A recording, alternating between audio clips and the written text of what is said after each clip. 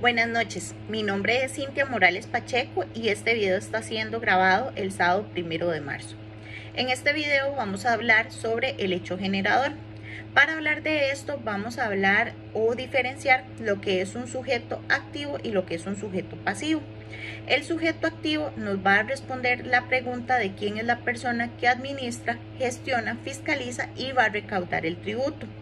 En el caso del impuesto de las utilidades, la persona que le corresponde cumplir esta labor sería la Dirección General de Tributación. Para facilitar el acceso a los contribuyentes, esta dirección se ha segmentado en varios territorios, como lo que sería San José Oeste, zona sur, zona norte. También tenemos Cartago, Punta Arenas, Guanacaste, Alajuela, Heredia, Limón y lo que serían los grandes contribuyentes. Básicamente podemos definir que la persona sujeto activo es la que se encarga de establecer quién está obligado al pago de un tributo. Por ejemplo, en la parte de las aduanas, el sujeto va a ser el Estado. También se van a involucrar lo que sería la persona agente de hecho y la persona que puede exigir una determinada conducta hacia la persona que tiene que pagar estos impuestos. Esos serían algunos ejemplos, como hay un montón de sujetos activos. También tenemos lo que sería el sujeto pasivo, que más bien nos va a decir quién es el que está obligado al pago del impuesto. Es la figura contribuyente que se encarga de pagar lo que serían los impuestos, hacer las declaraciones.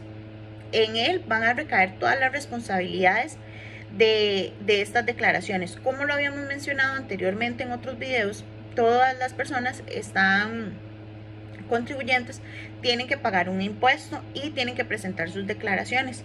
Entonces, la persona sujeto pasivo es la que se va a encargar de esto. Si esto no se cumple, se va a sancionar, porque el Ministerio de Hacienda sanciona cada vez que no se cumpla con esto. La persona sujeto pasivo va a ser el contribuyente para las utilidades y puede ser una persona física o una persona jurídica, ¿verdad? En Costa Rica existen estos dos tipos de personas que contribuyen al pago de tributos y declaraciones. Básicamente podemos diferenciar, ¿verdad? Entonces, las diferencias que radican principalmente entre un sujeto pasivo y un sujeto activo es que el sujeto activo es quien tiene el derecho de exigir el cumplimiento de la obligación.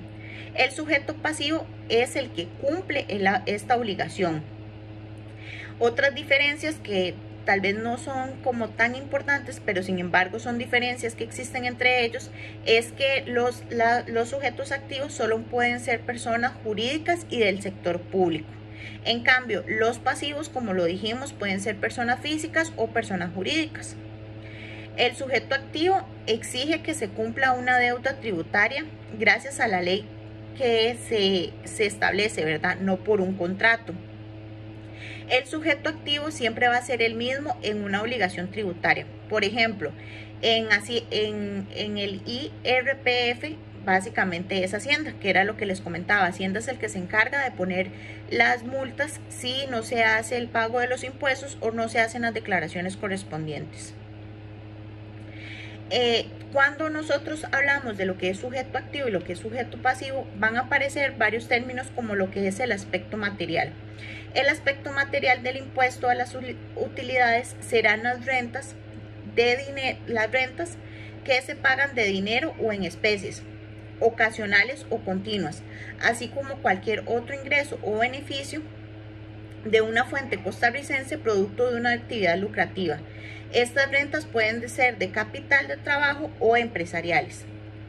Por tanto, en casos los cuales se pagan a una persona por una propiedad, un carro, o pueden ser valorables o cuantificables ese monto declarándolo en administración tributaria.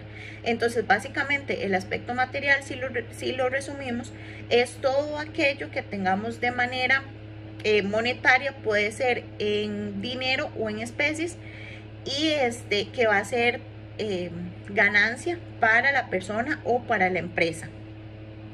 Otro aspecto importante son el aspecto espacial. En Costa Rica se tienen tributos nacionales y tributos locales. Los primeros se cobran en todo el territorio nacional, como lo que es el impuesto del valor agregado, y los tributos locales son los tributos municipales, como las patentes, que estarán básicamente establecidas según la localidad en donde se encuentre. Sabemos que existen diferentes patentes, como lo que sería las de la venta de licores, lo que serían para las pulperías, por ejemplo, o lo que sería si tenemos una venta de ropa, por ejemplo. Son diferentes patentes, pero básicamente estas serían de manera municipal. En el caso del impuesto a las utilidades, este es un tributo nacional que, como se indicó anteriormente, depende de un domicilio fiscal y está sujeto a que la Administración Tributaria de la Región General de Tributación lo apruebe. Entonces, no es porque yo, por ejemplo, quiero vender un licor y pido una patente, me la van a dar. Primero tengo que esperar una autorización para que me la den, igual tengo que estar pagando. Si hablamos otro concepto, es el aspecto temporal. Si hablamos de esto, según el artículo 4 de la ley 7092, es el periodo del impuesto de un año, contado a partir del 1 de enero al 31 de diciembre de cada año. O sea, este se cuenta del 1 al 31. Sin embargo, es la Administración Tributaria la que establece de forma general y por medio de una resolución pública en la Gaceta el periodo del impuesto con fecha de inicio y de cierre. Esto siempre se va a estipular en la Gaceta, porque todos tenemos que estar informados, ¿verdad?, de esto. Otro concepto es el nacimiento, que es cuando inicia la actividad lucrativa. Es cuando yo, por ejemplo, empiezo, no sé, mi venta de ropa, lo que hablábamos, o mi negocio de licores, o lo que sería, no sé, la pulpería. Ese es el nacimiento. La exigibilidad va a ser del 1 de enero al 15 de marzo. Otro aspecto importante es el aspecto cuantitativo, que es uno de los temas más delicados a nivel tributario, porque es la cuantificación del tributo para determinar cuánto es el tributo que se debe identificar, su base imponiente, o la base imponiente es la densidad o la medida del aspecto material, el cual se le aplicará un porcentaje. Como lo hablábamos en videos anteriores, para nosotros pagar un tributo, eso va a ser dependiendo de la cantidad que nosotros declaremos o de los impuestos que nosotros tengamos que pagar. Entonces, básicamente ese es el porcentaje del tributo que yo tengo que pagar.